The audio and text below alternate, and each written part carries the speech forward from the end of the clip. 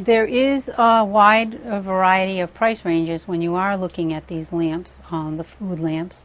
They'll vary depending on condition and size, pattern, and age. Those all are consideration when you're buying one of these lamps.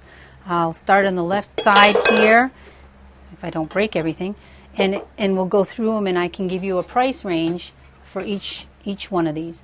This is a fixed globe, and you can see it's a ruby. It's hard to see, it's very dark, but it's a ruby glass fixed globe lantern. And this lantern is not easy to find. They're fairly rare, and this one is in the $250 to $350 price range. That is in good condition. And here's another fixed globe lantern, which is exactly what it says. The globe is fixed to the lantern itself, and the font comes out the bottom. The reservoir is in the bottom. So this is called a fixed globe. These are about $18.50 range.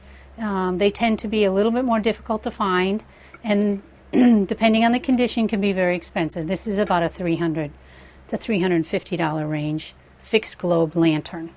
So when you get into these lanterns in good condition, you can expect to pay at least $300.